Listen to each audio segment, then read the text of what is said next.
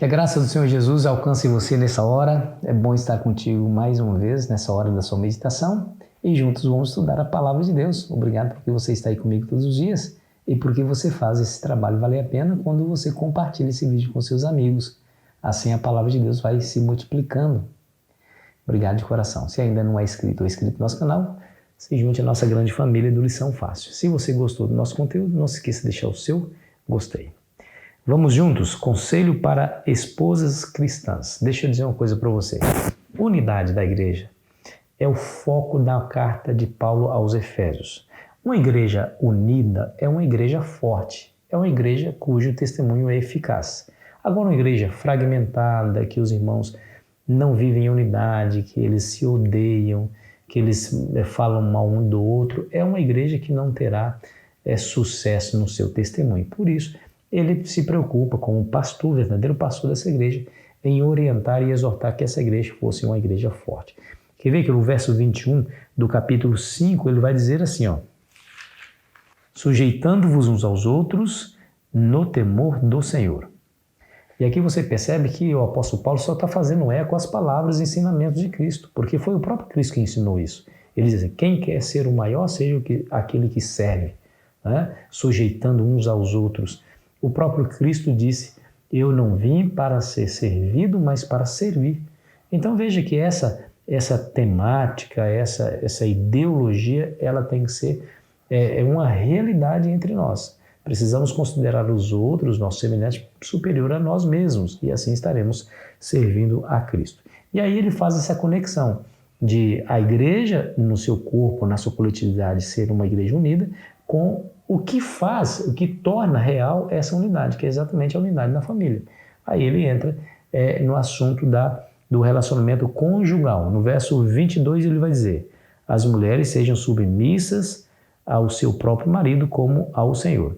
Você percebe que essa submissão não é aqui uma servidão, não é uma desculpa para que o esposo maltrate ou se coloque acima da esposa como se a ela fosse superior.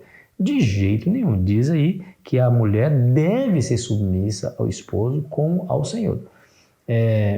O Senhor aqui, Jesus, é o exemplo, é o padrão para que o esposo, o marido, deva seguir para ter a submissão da esposa. Veja que no verso para memorizar, diz que o marido deve amar a esposa como Cristo amou a igreja, assim mesmo se entregou por ela, para que a santificasse. Olha só, para quê? Para que ela fosse purificada, para que ela pudesse ser gloriosa, sem mancha, sem ruga, nem coisa semelhante, mas santa e sem defeito. Ou seja, o amor de Cristo fez com que a igreja fosse cuidada de tal maneira que ela se desenvolve, que ela se fortalece, que de uma igreja defeituosa se torna uma igreja sem defeito, uma igreja forte, tá vendo?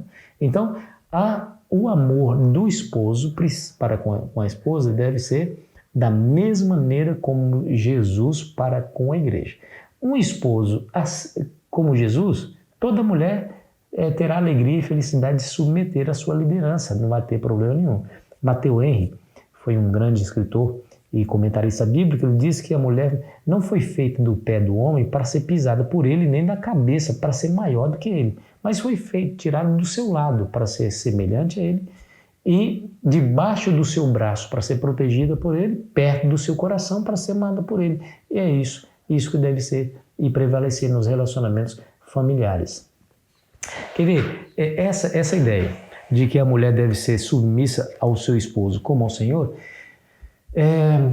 se fortalece pelos próprios conselhos e outros conselhos que o apóstolo Paulo dá em outros lugares. Por exemplo, quando ele fala da relação de escravo para com o seu senhor, ele fala que o escravo deve ser fiel, deve trabalhar, não somente quando o Senhor estivesse olhando, mas ser fiel. E ele justifica essa orientação no capítulo 6, versículo 7, dizendo assim, servindo de boa vontade como ao Senhor, não como a homens. Você percebeu aí? Então, qual que é o foco? O foco é sirva a Ele como ao Senhor. Você não está servindo ao seu patrão, não. Está servindo ao Senhor. Sendo fiel, você dá testemunho, um bom testemunho de que o Senhor está contigo. E assim também deveria ser a esposa. A esposa que tem um marido que a ame, que preocupa com ela, que a leva para perto de Cristo, que esteja disposto a se sacrificar para que ela se desenvolva, se fortaleça, essa esposa deveria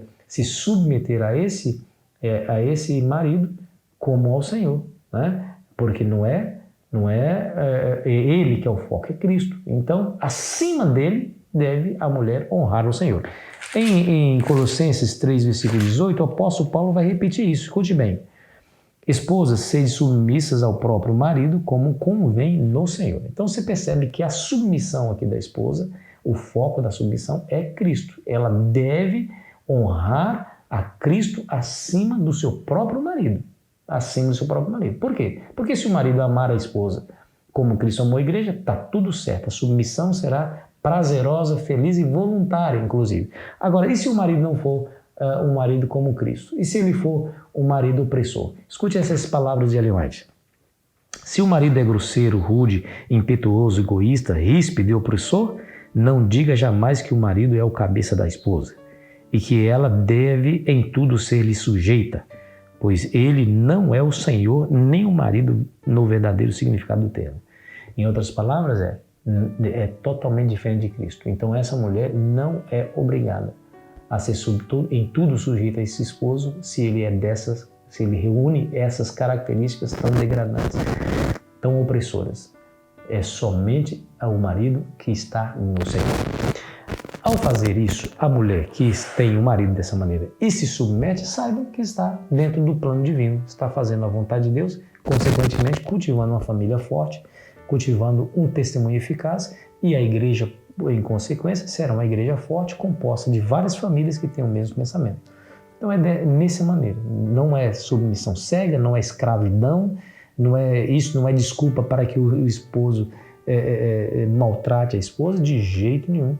Nós somos membros do mesmo corpo que a Igreja de Cristo, então marido e mulher precisam amarem-se um ao outro e se sacrificarem um pelo outro. Esse é o testemunho que o mundo espera ver em nós e no seio da nossa família.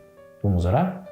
Querido Pai, obrigado por tudo, por sua orientação. Nos ajude a viver esse ideal dentro da nossa casa, no seio da nossa família, em nome de Jesus. Amém. Foi uma alegria estar com você. Amanhã continuaremos aqui a nossa jornada. Aproveite bem o seu dia.